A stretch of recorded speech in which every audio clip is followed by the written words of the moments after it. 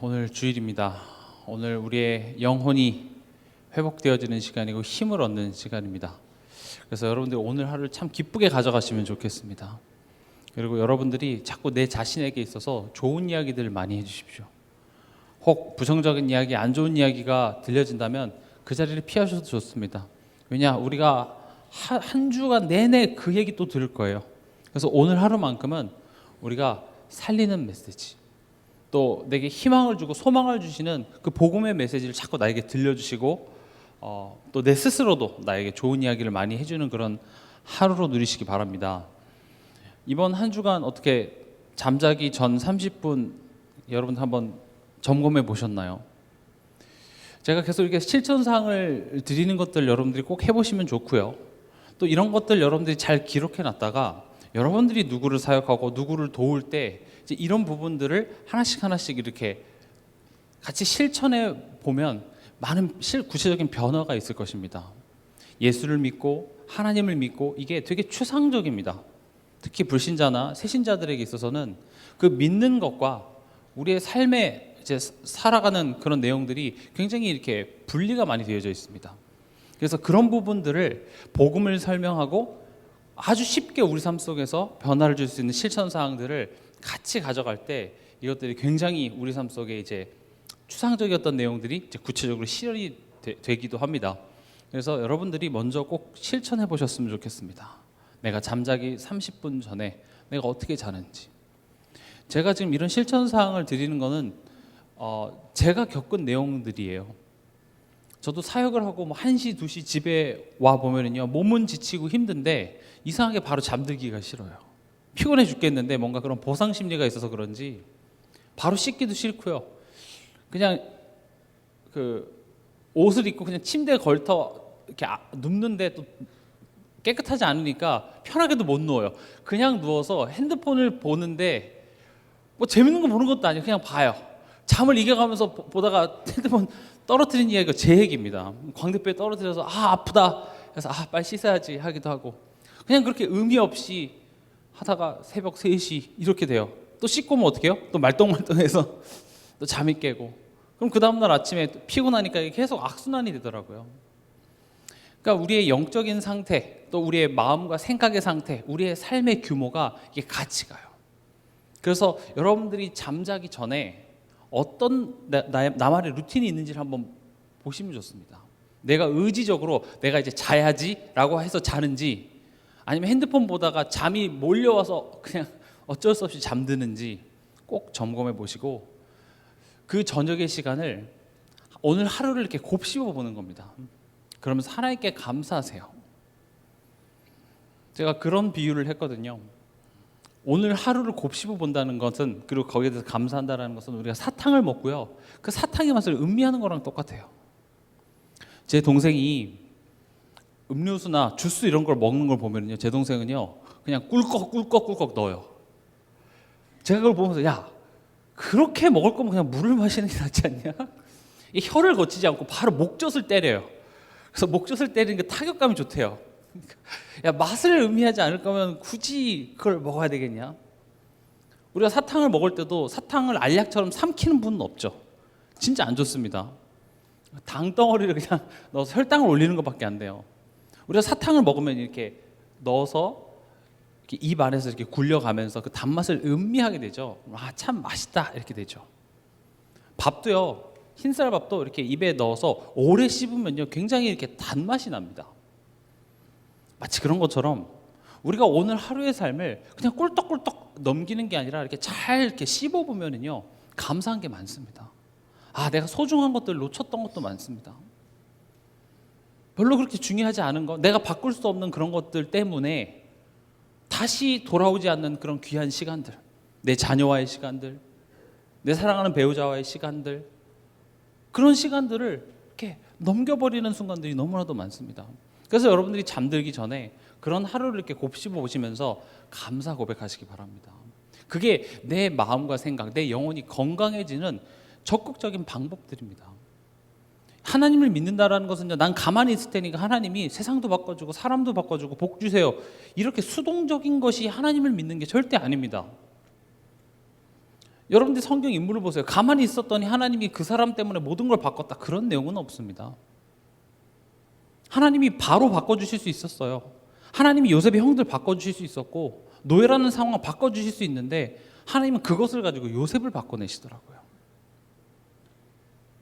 그래서 여러분들이 오늘 하루를 돌아보면서 잠자기 전에 최소한 10분 정도 오늘 하루를 돌아보면서 눈을 감고 오늘 하루 이렇게 좀 곱씹어 보시기 바랍니다. 그리고 또 내일 나의 일정들을 여러분들 생각하시면서 하나님께 맡기시면서 그렇게 편안히 잠들 때에 우리의 마음과 생각이 비로소 쉬게 되고요. 영원히 쉼을 얻게 됩니다. 우리가 오늘 하루 종일 일하느라고 내가 핸드폰도 못했고 어떤 그런 보상 심리로 핸드폰을 막 만지고 하는 게 나 딴에는 즐거움을 준다고 하지만 실제적으로 내 정신적으로도 그게 쉼이 되질 않습니다. 그런 것들이 모이다 보면 어느 날 문제가 터지는 것이죠. 그런 것들이 계속 쌓여서 내 마음에 여유가 없고 그래서 사람과의 관계 속에서 문제가 생기는 겁니다.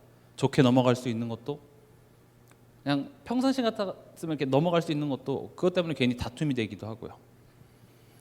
그래서 우리가 하나님과의 관계가 이렇게 좋아진다라는 것은 나랑 하나님만 좋아지는 게 아니라 내 마음, 생각 또 그것이 사람과의 관계까지 건강함으로 나타나게 되는 것입니다. 오늘 말씀의 제목은요, 염치불고하고입니다. 우리 이런 말 쓰죠. 염치불고하고 부탁드립니다.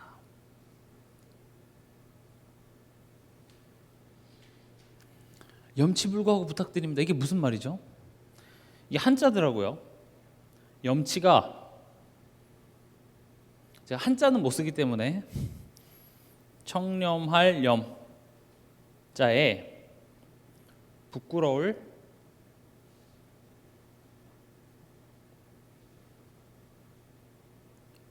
치입니다. 다시 말하면 염치라는 것은요, 부끄러움을 아는 마음입니다.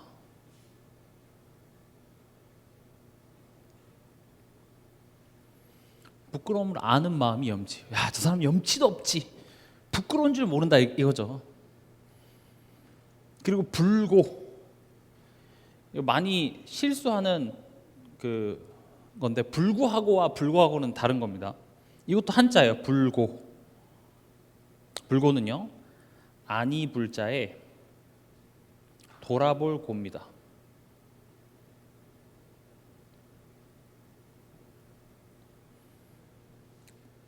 다시 말하면 돌아보지 않는다는 말입니다. 우리가 많이 쓰는데 이게 구체적으로 무슨 뜻인지 이렇게 모르겠을 때가 많잖아요. 그래서 염치불고하고는 다시 말하면 내가 부끄러운 내 자신을 돌아보지 않고 이렇게 부탁드립니다 이런 말이죠. 그러니까 이거죠. 나 부끄러운 줄 알아요. 사실은 이런 말을 하는 것 자체가 염치 있는 사람이죠. 염치 있는 사람은 다시 말하면 부끄러운 줄 아는 사람, 내가 부끄럽다라는 것을 알아요. 염치 없는 사람은 염치불고하고라는 말 안 쓰죠. 그냥 주세요 이렇게 얘기하게 되겠죠. 그러니까 부끄러운 줄 알지만 너무 절박하고 급하니까 내가 이렇게 부탁합니다. 이게 이제 염치불고하고 부탁드립니다. 요겁니다. 그럼 갑자기 지금 이 이야기를 왜 하냐? 예배는요, 부끄러움을 아는 시간입니다. 내가 얼마나 부끄러운 사람인지 아는 것. 염치 챙기는 시간이 뭐예요? 예배 시간입니다. 염치를 챙겨야 돼요. 또 예배는 뭐냐? 염치에 불구하고 부탁드리는 시간이에요. 그래, 내가 이렇게 부끄러운 거 알아요. 그러나 내가 하나님께 부탁드리는 거예요. 그게 예배입니다. 어렵지 않죠? 구역 예배할 때 이런 부분들을 같이 전달하면 좋습니다. 아들, 염치 챙기자, 예배하자라는 말입니다. 남 원망하지 말고 상황 불평하지 말고 염치 챙겨. 그러나 예수 그리스도께서 너와 함께 계시기 때문에 염치불고하고 부탁드려. 염치불고하고 기도해. 이 한마디에 다 들어가 있습니다. 예배라는 게. 우리가 예배를 오해하는 부분들이 참 많습니다. 예배를 종교적 의식쯤으로 생각하죠. 주일날 교회 와서, 수요일날 교회 와서, 금요일날 교회 와서 어떤 순서에 맞춰서 이렇게 일어나면 일어나고 기도하자면 기도하고 뭐 나쁠 것은 없습니다. 그렇게 잘하면 이제 복 받고 당연히 복음하는 이런 내용도 있습니다만은 예배는 그거보다 더 깊은 내용들을 품고 있습니다. 대부분 여기에 머물러 있기 때문에 교회를 축복으로 누리지 못하는 겁니다. 교회에 와서 좋은 게 없다고 느껴지는 겁니다. 왜냐? 교회에 와서 내가 예배드리면 당장 뭔가 나아져야 되는데요. 내가 가정도 내 삶도 내 맘대로 안 돼서 교회 왔는데 심지어 교회 오니까 또 교회에서 사람들 간에 갈등까지 있어 버리니까 교회 올 필요를 더 못 느끼는 것이죠. 그러나 제가 앞서 말씀드렸던 것처럼 예배라는 것은요, 내가 하나님이 좋아하시는 예배를 드려서 복을 이렇게 교환해가는 그런 차원의 시간보다 염치를 아는 시간입니다. 또 아까 말씀드렸던 것처럼 염치 불구하고 부탁하는 그 시간이 바로 예배 시간입니다.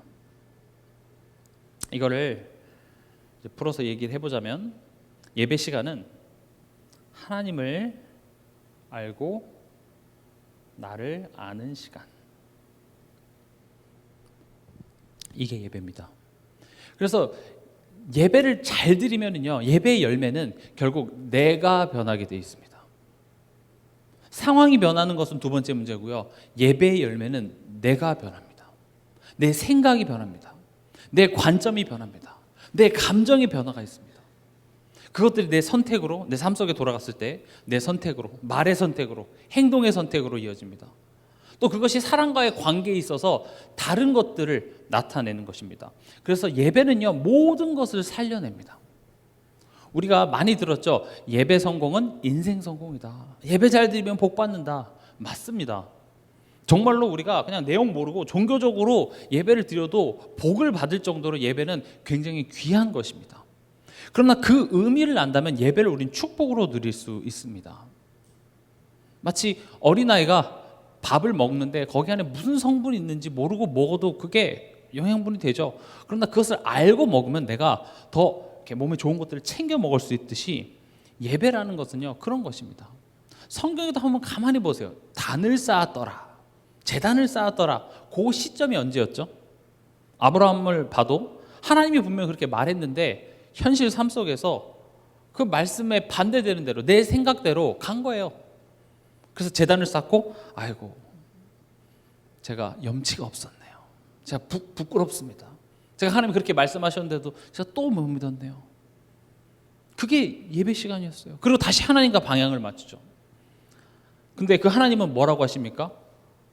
그런 나에게 대하여서 괜찮아, 다시 하자, 이렇게 얘기하는 거예요. 그러니까 이 예배 시간을 통하여서 내가 이 죄밖에 짓지 못하는 내가 죄인이구나. 죄가 뭐라 그랬죠? 하나님 떠난 상태가 죄입니다. 저 구원 받았는데요, 저 하나님 자녀인데 왜 자꾸 죄인이라고 하시죠? 우리의 신분은 죄인은 아닙니다. 하나님의 자녀 삼아 주셨습니다만은 성경이 말하는 죄는 하나님 떠난 상태예요. 내가 가정에 들어가서 내 자녀를 바라보며 내 배우자를 바라보며 또 내 상황을 바라보면서 하나님 없는 것처럼 하나님 모르는 자와 똑같은 관점으로 바라보는 그 순간이 하나님 떠난 상태예요. 성경 그걸 죄라고 얘기하고 있어요. 그렇다면 우린 죄에서 자유로울 수 있는 사람이 없습니다. 우리는 매 순간 죄를 안 짓는 순간보다 죄를 짓는 순간들이 더 많게 되죠. 죄밖에 짓지 못하는 내가 뭐가 이쁘다고 나를 알면은요, 은혜였구나. 내가 하나님 자녀에게 은혜였구나. 십자가에서 다 이루셨다. 이게 무슨 말인지를 알게 돼요. 다 이루시지 못하셨으면 이번 한 주간 내가 또 하나님을 떠나는 죄 가운데 있을 때마다 우린 지옥에 갈 운명에 놓여지죠. 그러나 예수님이 십자가에서 우리의 죄값을 다 치러버리셨기 때문에 그 보혈의 공로를 힘입은 우리는 또 이번 한 주간 우리가 설령 하나님 떠난 자리에 가 있다 할지라도 다시 돌이키면 될 일이 되는 것입니다. 여러분들이 죄를 짓고 사단에게 속으면 지옥 갈 문제가 아니라 그래서 부끄러운 문제가 되는 겁니다. 부끄러운 줄 알아라. 하나님 그렇게 얘기하시죠. 그래서 예수를 믿는다라는 것은요, 잘못된 것을 안 하는 차원에 머무는 것이 아니라 훌륭해져야 됩니다. 나 PC방 안 갔어. 나 도둑질 안 했어. 그걸 갖고 서로 정죄하는 것이 기독교의 전부가 되면 안 됩니다. 뭐 해야 되죠? 우리는 하나님의 영광이 돼야 됩니다. 내가 누군지를 알고 그 하나님을 알아서 하나님으로 기뻐하고 내가 누군지를 아는 자다운 선택들을 해야 되겠죠. 예배는 그런 시간입니다. 그럼 이 부분에 대해서 조금 더 깊게 들어가 보면요, 지금 제가 금요치유전도학교 도 얘기했고 이번 한 달의 키워드가 예배 회복이기 때문에 여러분들이 예배에 대하여서 내가 생각하고 있었던, 기존에 생각하고 있었던 그런 고정관념들을 좀 깨시기 바랍니다. 예배 시간은요, 내 안에 진짜 문제를 올바로 인식하는 시간이 예배 시간입니다. 창세기 3장 6절에서 12절. 창세기 3장은 인간의 샘플과도 같습니다. 가장 원색적으로, 가장 적나라하게 우리 인간의 모습들을 드러낸 장이 바로 창세기 3장인데, 아담과 하와가 하나님을 떠나고 난 이후에 보였던 그 반응들을 한번 보시죠. 부끄러운 줄 모릅니다. 다시 말하면 염치 없습니다. 보세요. 하나님을 떠나자마자 어떤 반응을 보였습니까? 벗은 줄 알고 무화과 나무 잎으로 치마를 엮었다 그랬죠. 그래서 몸을 가렸습니다. 뭐가 문제였습니까? 사실 진짜 문제는 하나님과 관계가 단절된 것이 문제인데 뭐가 문제인지를 몰랐어요. 내가 지금 벗은 것이 이런 수치심과 이런 불만족스러움과 두려움이 내가 벗어서 그런 줄 알고 무화과 나무 잎을 따다가 치마로 엮어서 몸을 가렸어요. 선악과를 먹는 순간 옷이 탁 뜯어져서 내가 부끄러워졌으면 가리면 되겠지만 계속 벗고 있었어요. 문제는 벗어서 그런 것은 아니었죠. 그러나 문제가 뭔지 모르니 내가 벗어서 그런가 해서 무화과나무 잎으로 가리는, 이게 아담과 하와의 모습이 아니라 우리의 모습이기도 합니다. 우리 삶 속에 지금 가장 본질적으로는 우리의 영혼이 배고픈 문제고 우리가 하나님으로부터 만족을 얻지 못한 문제인데, 문제가 뭔지 몰라요. 벗어서 그랬어요. 그래서 끊임없이 그것을 가리기 위한 노력을 합니다. 근데 그게 됩니까? 안 되죠. 그래서 어떤 방법을 씁니까? 숨습니다. 우리가 이런 문제들을 열심히 해도 안 되면 회피합니다. 도망가고 싶어요. 그냥 다 포기하고 싶습니다. 그냥 체념하죠. 그냥 이렇게 살아야지 뭐. 그리고 어떻게 합니까? 결국 원망합니다. 하나님이 지어주신 하와, 저 여자가 나를 따먹게 했습니다. 결국 사람 원망하고요, 하나님 원망하고요. 이게 우리 삶의 모습입니다. 염치 없죠. 문제가 뭔지 몰라요. 부끄러운 줄 모릅니다. 뭐 때문에 부끄러운 줄 몰라요. 이게 발견되어야 돼요. 예배 시간은요. 진짜 문제가 뭔 줄 알도록. 진짜 문제가 뭐였습니까? 진짜 문제, 죄입니다. 죄는 뭐라 그랬죠? 하나님 떠난 상태이기도 하지만 또 하나님과의 관계가 단절된 것입니다. 그래서 제가 이 죄의 시점을 아는 게 되게 중요하다고 말씀드리죠. 하와가 죄를 지은 시점이 언제입니까? 선악과 만질 때였습니까? 한 입 베어 물었을 때입니까? 식도쯤에 왔을 때입니까? 위? 장? 어디까지 가야 이게 죄죠? 먹었다가 다시 뱉으면 죄가 취소될까요? 사실 죄의 시점은 벌써 하와 머릿속에 먹음직도 하고 보암직도 하고 지혜롭게 할 만큼 탐스럽기도 한 나무인지라 그 생각하는 그 순간부터 벌써 죄는 시작됐어요. 다시 말하면 하나님에 대한 이 신뢰가 깨지는 거예요. 그래서 제가 자주 그런 예화 들죠. 엄마가 나가면서 이 음식 상했다 하고 엄마 갖다 서 버릴 거니까 먹지 마 하고 나갔어요. 그럼 돌아왔는데 내 자녀가 그 상한 음식을 먹고 있어요. 엄마가 자기 혼자만 맛있는 거 먹으려고 이거 상했다고 얘기한 거 아니야? 라고 먹고 있는 거죠. 그럼 지금 이 상황에서 먹은 그 행동이 지금 잘했다 잘못했다를 따지기 전에 네가 지금 나를 뭘로 알고 그걸 먹어? 신뢰가 깨진 문제예요. 용서해서 될 문제가 아니라 하나님이 지금 먹지 말라고 하면 당연히 좋지 않으니까 먹지 말라고 하겠지. 근데 먹으면 죽는 것인데 하나님이 하나님처럼 되지 못하게 하려고 우리에게 거짓말한 하나님으로 지금 내 마음속에 이미 생각을 했잖아요. 마귀가 가룟 유다 마음에 벌써 예수 팔려는 생각을 집어넣었다고 되어 있습니다. 사단은요, 물론 불신자들에게 이렇게 귀신이 들어서 그 행동을 조종하기도 하지만 사단이 하는 일은 우리에게 생각을 집어넣어서 그 생각을 통해서 우리가 자발적으로 죄를 선택하게 만듭니다. 그래서 우리가 사단에게 속아서 내가 죄를 지었기 때문에 그 죄책은 누구에게 있는 거예요? 내가 죄인이 되는 거예요. 그게 사단이 하는 일이에요. 그럼 사단이 하는 것은 우리로 하여금 하나님에 대하여서 오해하게 만드는 생각을 집어넣었고 그로 말미암아 그 생각이 지배해서 내가 행동이 나가는 거예요. 하나님 믿지 못하는 행동이 성경은 뭘로 드러납니까? 염려, 걱정, 불안.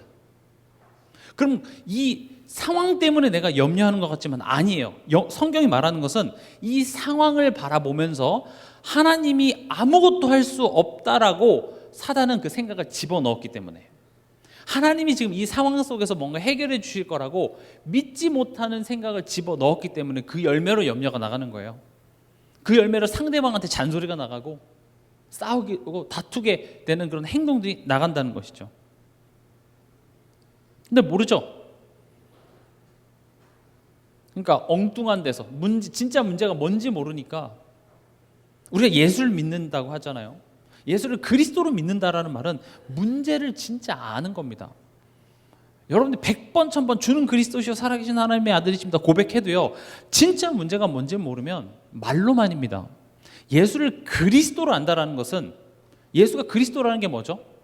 예수님이 십자가에서 죽으심으로 말미암아 사단의 일을 멸하시고 죄 문제를 해결해서 하나님과 화목하게 하신 분이 예수십니다 라는 것을 믿는 건데 그게 뭐 어쨌다고요? 그게 예수님이 사단 해결한 거랑 지금 우리 집 경제적으로 어려운 거랑 무슨 상관이에요? 그러니까 문제가 다르니까 내가 그리스도라고 외치면 어찌어찌해서 하나님이 복 줄 거라고 생각하고 그냥 그리스도라고 외치는 거지 우린 실제로 예수를 그리스도라고 믿지 않는 순간들이 더 많습니다. 엘리야, 세례 요한, 예레미야 선지자 중에 하나 다른 교회 기존 교회들은 뭐 그렇게 믿고 우리는 그리스도를 안다. 아닙니다. 염치가 있어야죠. 진짜 빛이 비치면요 내가 그리스도라고 고백하지만 나는 예수를 그리스도로 믿지 않고 있구나. 오히려 이런 상황을 통하여서 그런 믿지 않는 나의 연약한 부분이 드러나게 하사 진짜 그리스도를 바라보게 하시는구나. 이게 예배 시간을 통하여서 이루어져야 돼요. 그래서 예배를 드리면 드릴수록요 자꾸 내가 괜찮은 사람으로 바뀌어요. 나의 부족함이 나의 연약함이 자꾸 드러나서 내 안에 자꾸 갱신들이 일어나고 개혁들이 일어나고요. 진짜 문제를 아는 것 사실 이것도 은혜입니다. 남편 문제인 줄 알았는데 아내 문제인 줄 알았는데 자녀 문제인 줄 알았는데 그것을 바라보면서 지금 내 안에 일어나는 일들이 더 문제인 거예요. 하나님 봤을 때는요 지금 우리 앞에 있는 그 문제가 아니라 그 문제를 바라보면서 하나님 없는 자같이 구는 우리의 지금 마음 상태 그게 더 문제인 거예요. 하나님 그거 치유하고 싶어 하는 거예요. 그래서 하나님께서 지금 아담과 하와 가정에 예배를 드리시는 것과 같습니다. 참된 예배. 참된 예배는요 창세기 3장 9절을 보면 아담아 내가 어디 있느냐. 아담아 네가 어디 있느냐. 이 음성이 들리는 게 참된 예배입니다. 하나님이 지금 어디 있는지 몰라서 어디 있어 빨리 나와 숨어있지 말고 지금 찾는 게 아니라 질문하는 겁니다. 거기에 네가 있어야 될 자리니. 오늘 여러분들 예배 드리시면서 내가 지금 어디 있었지? 강단에서 선포되어진 말씀을 통해서 아담아 네가 어디 있느냐 하러 깨달아지시기 바랍니다. 하와가 먹으라 그래서 그랬어요. 하나님이 하와 만들어줘서 그랬어요. 내가 벗어서 그랬어요. 숨으면 되지 않을까요? 이랬던 나에서 내가 지금 하나님 떠난 상태에 있구나.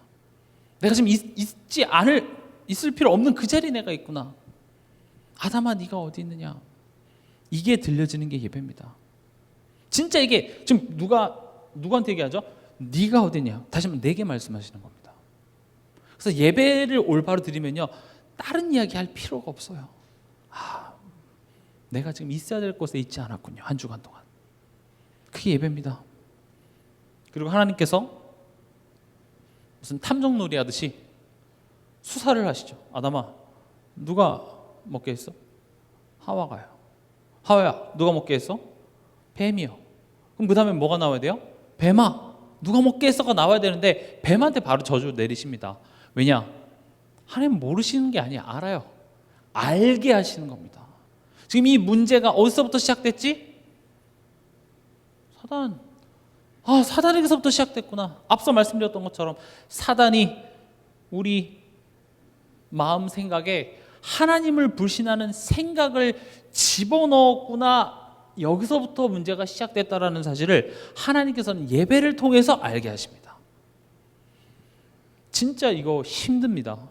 특히요, 내가 잘못한 게 없고, 사람과의 관계 속에서 내가 잘못한 게 없고 내가 억울하고 내가 손해보는 그런 순간 앞에서는요, 사단이 내 생각에 틈을 탔다, 이거 인정하기 싫습니다.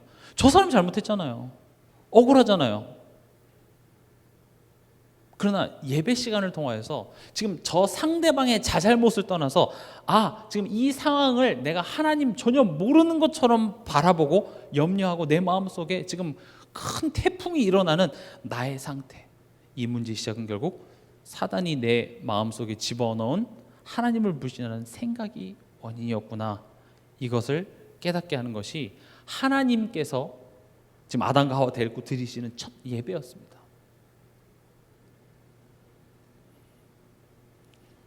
내가 지금 어디 있는지, 이건 죄라고 얘기하죠. 하나님 떠난 상태에 있는 죄를 깨닫게 하시고, 그 죄의 시작이 사단으로부터 시작해 하시면서 그 다음에 이제 답을 주십니다. 그게 뭡니까?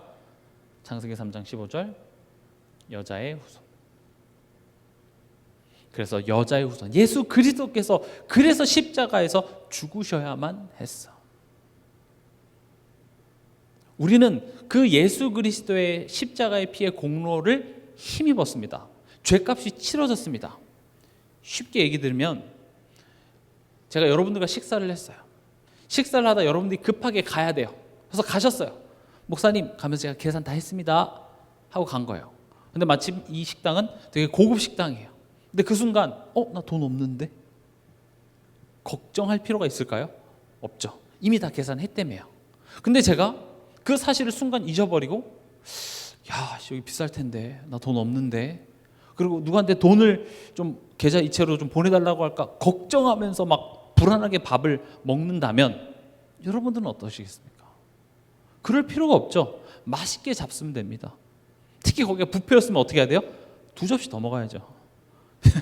더 맛있는 거 먹어야죠. 이미 계산된 거에 대해서 내가 불안해할 필요 없는 것처럼, 우리가 예수 십자가를 바라본다라는 것은, 그래, 내가 지금 하나님 떠난 자처럼, 부모 없는 자처럼 지금 세상을 바라볼 필요 없는데 내가 그러고 있구나를 깨달아서 다시 새로운 관점으로 보는 거예요.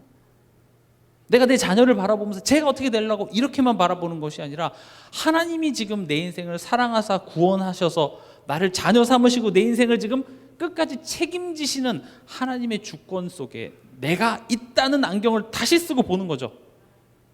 그럼 지금 당장 어떻게 될지 나는 구체적으로 예측은 할 수는 없으나 하나님은 하시겠죠. 하나님에 대한 소망이 생기는 겁니다. 그게 예수를 누리는 거예요. 예수 그리스도를 의지하십시오라는 게 그냥 하나님 잘 되게 해주십시오, 이게 예수 그리스도를 누리는 것의 전부가 아니에요. 실제로 내가 지금 바라보고 있는 안경이 바뀌어지는 겁니다. 지금 내 감정을 주장하고 있는 이 사단의 거짓말의 소리들이 줄어들고 하나님의 참된 소리로 가득 채워지는 것, 이것이 예수를 의지하는 거예요. 근데 그런 게 그냥 막연하게 믿음으로 끝나는 것이 아니라 우리 삶 속의 감정과 삶의 실제적인 변화까지 나타나질 수밖에 없는 것이죠. 그리고 이 여자의 후손을 보내주겠다, 내가 직접 갈게, 너가 죄인 되었을 때, 이게 바로 아까 말씀드린 염치불구하고예요. 네가 잘한 게 없을 때, 너가 죄인 되었을 때, 너가 나와 원수가 되었을 때 내가 너를 먼저 사랑하고 내가 너를 구원할게. 너가 잘한 게 없어. 염치불구하고 예수 그리스도 붙잡아. 하나님은 우리한테 염치 따지시지 않습니다. 그러나 부끄러운 죄인임을 내가 깨닫고, 죄인임을 깨달으면요 반대로 뭐가 더 강조가 됩니까? 그 크신 은혜가 강조가 되는 겁니다. 그래서 오늘 읽었던 디모데전서 1장 12절 17절에 보면 바울이 얘기합니다. 내가 죄인 중에 괴수래요. 14절에 보면 우리 주의 은혜가 그리스도 예수 안에 있는 믿음과 사랑과 함께 넘치도록 풍성하였다. 지금 이 말을 하기 전에 무슨 이야기를 합니까? 내가 전에는 비방자요, 박해자요, 폭행자요. 내 모질한 것 속에서 더욱더 하나님의 은혜가 더욱더 풍성하답니다. 제가 저번 주에도 말씀드렸죠. 은혜라는 것은요 내가 잘할 때 드러나지 않습니다. 내가 머리로는 알아요. 그래, 이게 복음 누리는 거고 이게 믿음 좋은 건데 내가 또 넘어진 그 순간에 믿음이 이제 일을 하기 시작합니다. 찾아오셔서 일으킵니다. 왜 넘어지고 그래? 일어나. 근데 그 은혜는요 굉장히 또 강력한 하나님의 의지이기도 합니다. 난 절대 포기하지 않아. 적당히 널 데려가지 않을 거야. 다시 가자. 나는 분명히 너의 인생에 담고자 하는 내용이 있어. 가자. 포기하지 마. 계속 넘어졌어? 나를 떠났었어? 다시 돌아와서 다시 시작하시는 그것이 바로 은혜인 것이죠. 21절 가죽옷을 지어 입히십니다. 가죽옷을 입혔다라는 것은 막연한 것이 아니라 증거입니다. 그렇죠? 또 우리가 상상하기를 지금 무슨 가죽 자켓, 뭐 무스탕 이런 걸 입은 거라고 생각하는데 하나님께서 잠깐 기다려봐 가죽을 입혀줄게 하고 가죽을 이렇게 염료에 넣어서 말려서 향기 좋게 만들어서 가공해서 주셨겠습니까? 아니죠. 일단 가죽 옷을 입혔다는 것은 생명이 희생됐다는 것이고요. 그 생명의 희생을 누구한테 입힙니까? 아담과 하와한테 입혀요. 아마 제 생각에는 입혔을 때 거기에 피가 이 냄새와 그 피가 흘렀겠죠. 그것을 몸에 입혀버립니다.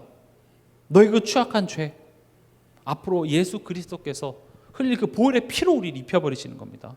그 입고 나가는 거예요. 증거입니다. 우리가 죄인이고 우리가 염치가 없을지라도 염치에 불구하고 내가 하나님 아버지라 부를 수 있는 그 증거 가지고 오십니다. 또 우리가 삶 속에서 계속 보면서 확인할 수 있는 거죠. 하나님이 에덴 동산에서 내쫓으시면서 저주하시죠. 근데 사실 그 저주는 진짜 저주가 아니라 그래서 여자의 손이 필요하다고 얘기하는 겁니다. 네가 안 줬어도 내가 이 밭을 갈 필요 없었는데 라고 생각하다가 가죽옷을 보면서 그렇지 저 여자 문제가 아니구나. 해산의 고통을 하면서 저 남자 때문에 저 남자 문제가 아니라 하나님 떠난 문제구나. 그래서 이 가죽 옷은요 추상적인 개념이 아니라 물질적으로 이렇게 만져지잖아요. 그래서 우리가 예배 시간을 통하여서 머리를 알고만 끝나는 것이나 우리 삶 속에 영적 도전도 같이 가야 되는 겁니다. 이 참된 예배는요 예배 열매는 반드시 뭐로 이어집니까? 변화된 나라는 열매를 맺게 되어 있습니다. 변하지 않는 사람은요 예배 자리에 와 있을지 몰라도 올바로 예배드리지 못한 겁니다. 예배를 드리는 생각이 바뀌어야 돼요. 그래서 제가 예전에도 그런 표현 드렸잖아요. 예배 잘 드리는 것은요 오기 전에 부부싸움하고 왔다가 예배 드리면서 미안한 마음 생겨서 집에 가서 된장찌개 끓여주는 거예요. 집에 가는 길에 치킨이라도 한 마리 사갖고 밥 먹어 애들한테 치킨 먹어 이렇게 내 마음과 생각이 바뀌는 게 예배 잘 드린 거예요. 여기서 그리스도 막 얘기하고 다시 가서 2차전 전쟁 2차전 벌이는 게 좋은 예배가 아니라 진짜 좋은 예배는 여기 와서 내 생각이 좀 바뀌는 거예요. 그게 좋은 예배입니다. 그래서 로마서 12장에서 보면 우리를 거룩한 산 제물로 드리래요. 재물이라는 건 뭐죠? 내가 죽는 겁니다. 내 생각이 죽는 겁니다. 내 고집이, 내 기준이 말씀 앞에서 좀 무너지고 내가 다른 관점을 가지고 하나님 내게 허락하신 삶을 새롭게 해석할 수 있는 거. 그런 것들이 쌓여야 우리의 삶이 건강해져요. 제가 느끼는 것이 세계복음화 외치지만 우리들의 삶을 보면 다 환자들이에요. 지금 걷지도 못해요. 전 세계를 향해 나아갑시다. 걷지도 못하는데요. 그래서 제가 지금 2025년에 우리가 건강해져야 되겠다. 내가 힘을 얻어야 되겠다. 불신자들보다 못한 삶을 살고 있으면서 불신자들도 복음 빼놓고 성공서적 보면서 건강하게 살려고 저 열심히 하는데 우린 그것조차도 못하고 그냥 하나님 도와주세요. 그것만 외치고 있죠. 하나님 도와주실 겁니다. 그러나 그런 식으로 도와주시지 않습니다.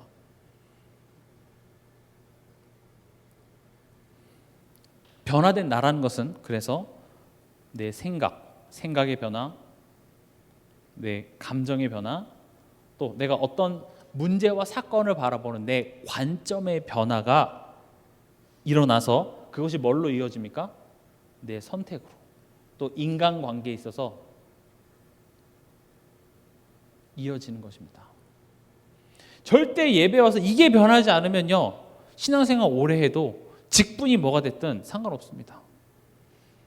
반드시 내 생각과 감정과 관점이 변해져야 됩니다. 그게 내 삶의 선택으로 이어지게 되었어요. 내 말이라든지 내 행동이라든지. 그래서 행위가 없는 믿음은 죽은 믿음이라는 것이 어떤 훌륭한 행동, 인격적인 행동을 해서 내 믿음을 증명하라는 것이 아니라 올바른 믿음이 결국은 내가 잘못된 생각들을 바꿔내고 내 관점과 나를 바꿔내기 때문에 그게 당연히 행동으로 이어질 수밖에 없다라는 것이죠. 그래서 올 한 해 우린 지금 이걸 하려고 합니다. 내가 먼저 건강한 사람이 되는 거예요. 내가 여유 있는 사람이 되는 겁니다. 세상에서는 내가 매력 있는 사람이 돼야 됩니다. 저 사람 누군지 몰라도 저 사람이랑 밥 한 끼 하고 싶다. 커피 한잔 하고 싶다. 그 정도는 돼야죠. 그냥 쳐다만 봐도 냄새 날 것 같은 사람이 되면 안 됩니다. 저 사람이랑 말이 안 통하고 답답하고. 근데 요즘 이미지가 어떻습니까? 교회 다니는 사람 다 이미지가 그래요. 죄송하지만. 그래서 교회 다닌다, 저 사실 집사예요, 권사 이런 말들이 이제는 부끄러워요. 그래서 잘 말 못해요. 왜냐? 그만큼 이 하나님을 믿는다는 것에 대하여서 사람들이 종교적으로 잘 믿으면 이렇게 잘 복 주고 세상 바꿔주고 환경 잘 되게 해주고, 근데 성경은 그렇게 쓰여져 있지가 않는다라는 사실입니다. 내가 바뀌는 겁니다. 예수를 믿는다는 것은 이제 내가 사는 것이 아니라 내 안에 계신 그리스도께서 사는 것입니다. 내가 죽으라는 말입니까? 결국 나의 어리석은 생각, 나의 상처에서 만들어진 그런 관점, 기준들이 하나씩 무너지는 그 과정을 통해서 결국 예수님이 고난을 통해서 십자가에 완전히 죽으셨던 것처럼 우리의 여정 또한도 그 십자가의 여정처럼 가면서 점점 나의 자아들이 죽어집니다. 그런데 이게 하루아침에 이루어지지는 않습니다. 하루아침에 이게 탁 깨달아지지 않습니다. 수백 번, 수천 번 내 생각이 틀렸구나, 내 고집이 득이 되지 않구나를 깨닫고 나서야 철이 듭니다. 영적 철이 듭니다. 아니구나. 성경에 한 번에 딱 알아듣자면서 한 사람이 있습니까? 없습니다. 아브라함도 그 수많은 세월을 왜 노아한테 너를 위하여 방주를 100년 동안 지으라고 했겠습니까? 그 짓는 순간 내 내면에 어마어마한 갈등들이 일어났고, 저는 분명히 처음 가서 꼭 물어보고 싶어요. 망치 몇 번 던지셨어요? 수십 번 던졌을 겁니다. 그 방주에 이렇게 망치 자국이 있을 수 있어요. 내가 이걸 왜 해가지고. 그런 갈등들이 왜 없었겠습니까? 그런 시간들을 통해서 마침내 딱 그 시간표가 됐을 때 내가 지은 그 방주를 통해 하나님께서 수많은 생명들을 태워내십니다. 그래서 지금 우리 여정은 잘 가고 있는 겁니다. 하나님이 여러분들의 인생을 이끌어가고 계십니다. 못 믿겠다고 도망가는 그 모세도 하나님이 광야에 가서 찾아내셔서 만들어내십니다. 인본주의 강한 그 야곱을 이스라엘로 하나님은 만들어내십니다. 그럼 지금 내 자녀에 보여지는 그 모습 앞에 실망하지 마세요. 믿지 않는 내 배우자의 모습 앞에 낙담하지 마세요. 하나님은 하십니다. 하나님은 그것을 다 담아내기 위한 그릇을 지금 내게 준비하라고 하시니 우리가 예배 시간을 통하여서 내가 먼저 변화하시기 바랍니다. 거기에 내 자녀가 담깁니다. 거기에 내 배우자가 담깁니다. 이럴 때요, 이제 새로운 것이 보입니다. 하나님의 숨은 뜻이 보입니다. 우리는 하나님의 뜻을 보여주면 내가 바뀔게요라고 얘기하지만 아닙니다. 내가 바뀔 때, 내 눈이 바뀔 때 거기에 하나님의 뜻이 보이는 겁니다. 뜻을 보여달라고 기도하지 말고 내가 바뀌면 됩니다. 그럼 결국 하나님은 이거 바꾸시기 위해서 문제를 허락하셨기 때문에 문제가 해결되죠. 그리고 내가 상상하지 못했던 축복이 예비되어져 있습니다. 이게 이제 응답이라고 얘기합니다. 이게 우리의 여정입니다. 시간이 많이 지났기 때문에 구역공과 바로 들어가도록 하겠습니다. 구역공과 요한복음 1장 15절에서 17절입니다. 묵상 포인트 1번 같이 읽어보겠습니다. 세례 요한은 예수님을 가리켜 내 뒤에 오시는 이가 나보다 앞선 분이라고 증언합니다. 이는 예수님이 시간적으로는 요한보다 늦게 오셨지만 본질적으로 영원하신 하나님을 강조하는 것입니다. 예수님이 하나님이신 것이 내게 왜 중요한가요? 이 질문 꼭 해보시기 바랍니다. 지금 요한복음 1장의 내용은 예수님이 하나님이시다 이거 자꾸 얘기하고 있거든요. 베드로도 당신이 살아계신 하나님의 아들이십니다 요구했더니 축복받았고, 도마도 당신이 하나님이십니다. 그럼 이게 알겠어요. 뭐 하나님인 거 알겠는데 그게 왜 내게 중요하냐는 거죠. 그렇죠? 예수님이 하나님이신 게 나랑 무슨 상관이에요? 이 질문을 해보시는 게 중요합니다. 그래서 그 다음 읽어보면요, 예수님이 하나님이시기 때문에 우리를 구원하실 수 있으십니다. 여러분, 구원이라는 단어는요, 내 힘으로 해결할 수 없는 상황 속에서 건짐을 받는 것이 구원입니다. 그럼 내 힘으로 해결할 수 없는 그 문제, 제가 앞서 얘기 드렸죠. 경제적인 문제, 건강의 문제, 사람과의 관계 문제가 우린 진짜 문제라고 생각하지만 지금 성경이 말하는 문제는 뭡니까? 하나님과 관계가 단절된 그 상태예요. 그것을 알지 못하면 예수님이 하나님이신 게 나랑 무슨 상관이지? 하나님이시면 포도주를 만들어내시고 홍해를 가르시고 오병이어의 기적을 베풀어 주시고 병을 낫게 해주시는 거 안 해주실 거면 나랑 상관없어요. 그렇게 되는 거죠. 그래서 많은 제자들이, 많은 무리들이 그 예수님의 기적 일으키심을 보고 따라갔는데 예수님은 그걸 원치 않으셨어요. 오히려 한탄해 하셨습니다. 그게 우리 모습일 수 있어요. 진짜 문제가 뭔지 모르면 예수님이 하나님이신 것이 그냥 내게는 기적이나 베풀어주는 정도? 그런데 계속 읽어보면요, 하나님이 아니라면 그저 한 성인의 가르침, 한 선지자의 억울한 죽음에 불과하게 됩니다. 예수님이 하나님이시기 때문에 마귀를 멸하실 수 있습니다. 예수님이 하나님이시기에 우리가 하나님께 지은 죄를 사하여 주실 수 있습니다. 공생애를 보면 예수님이 너의 죄를 사한다라는 이야기를 듣고 서기관들이 갑자기 막 분노했습니다. 왜냐? 하나님께 지은 죄를 네가 뭐라고 사해줘? 하나님께 지은 죄에 대해서 사해 주려면 예수님은 누구셔야 돼요? 하나님이셔야 돼요. 제가 만약에 장로님께 잘못을 저질렀어요. 그럼 그 잘못을 누구만 용서해 줄 수 있어요? 장로님만 용서해 줄 수 있어요. 근데 지나가던 권사님이 괜찮습니다 하면 장로님이 아니 나한테 잘못한 건데 네가 뭐라고 대신 용서해 줘가 되죠. 예수님이 너의 죄가 사했다고 얘기한다는 것은 그래서 유태인들한테는 굉장한 신성 모독이었어요.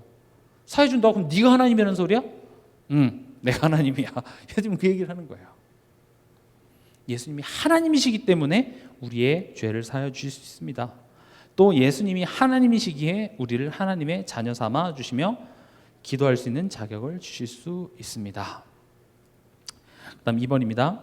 예수님 안에는 하나님의 충만한 은혜가 있으며 믿는 자들은 그 풍성한 은혜를 받습니다. 16절에 보면 은혜 위에 은혜로라 라는 표현이 있죠. 은혜 위에 은혜라는 표현은 끊임없이 주어지는 하나님의 은혜를 의미합니다. 은혜는 우리의 자격이나 노력에 대한 대가를 주는 것과 정반대로 자격과 실력이 되지 않음에도 주시는 사랑과 축복을 의미합니다.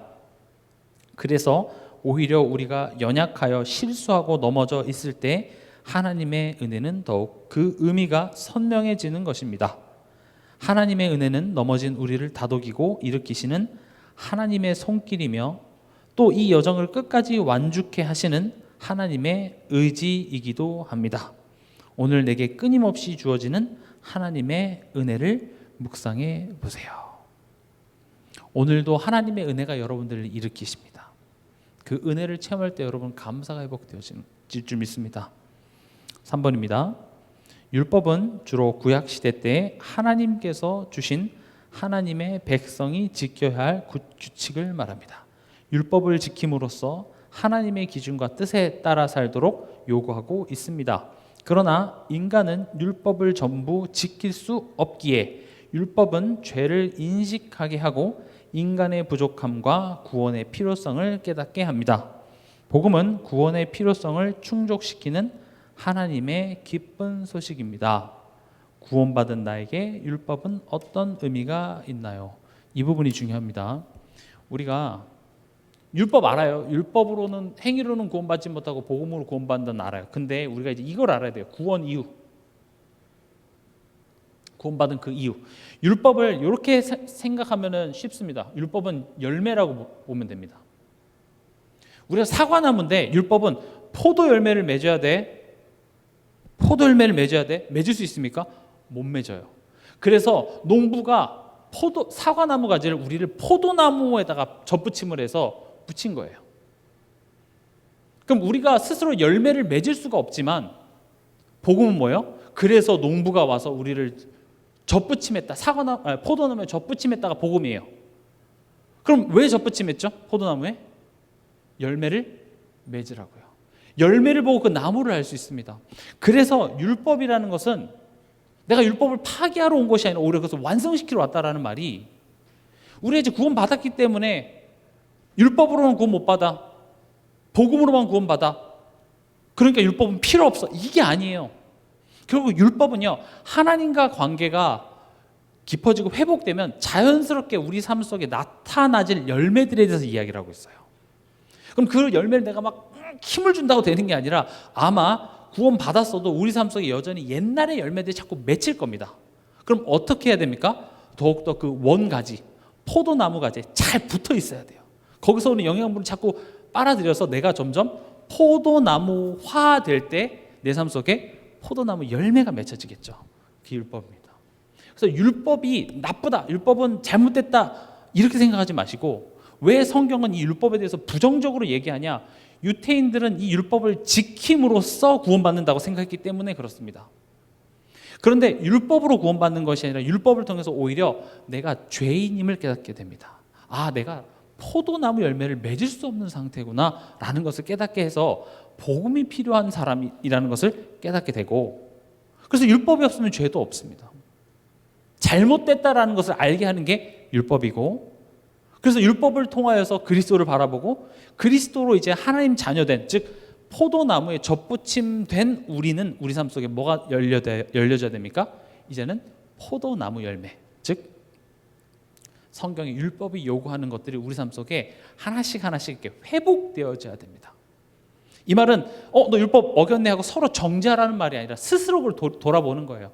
아, 이렇게 돼야 되는데 내가 그러지 못하고 있구나. 결국 그런 열매가 맺지 못한다는 건 뭐예요? 내 영적인 상태가 지금 내가 하나님 믿지 못하고 있네. 자꾸 점검돼서 내가 그냥 하나님을 누렸을 뿐인데, 복음을 누렸을 뿐인데 내 삶에 이런 좋은 열매들이 맺혀지게 되더라. 이게 율법에 대한 올바른 이해입니다. 실천사항입니다. 이번 주 실천사항은 자연을 보며 하나님께 감사하기입니다. 이게 말이 그래서 그렇지 집에 계시면서 날씨 춥다고 앉아만 계시지 말고 창문 좀 열고 환기 좀 하세요, 이 말입니다. 창문 열고 좀 하늘 보시면서 좀 호흡도 하시면서 기도하세요. 감사하세요. 그냥 우리가 맨날 TV 보고 그냥 추우니까 웅크려져 있지 말고, 그리고 일 끝났다고 추워 빨리 집에 오고 하지 말고 좀 이렇게 하늘도 보고 구름도 보시면서 감사하시기 바랍니다. 자연을 보면서 꼭 감사해 보세요. 어려운 내용 아니죠. 근데 이 단순한 내용조차도 우리는 못하고 있어요. 그래서 이번 한 주간 또 일부러 산책하는 것도 너무 좋습니다. 이번 주 수요일부터 이제 또 날씨가 좀 풀린다고 하네요. 그럼 여러분들이 이제 봄을 많이 잘 준비를 하시면서 여러분들이 자연을 바라보면서 감사하는 그런 한 주간 누리시기 바랍니다. 마지막으로 또 이걸 하시면서 여러분들이 계속 떠오르는 사람이 있다면 그 사람의 이름을 적고 위에서 기도하시기 바랍니다.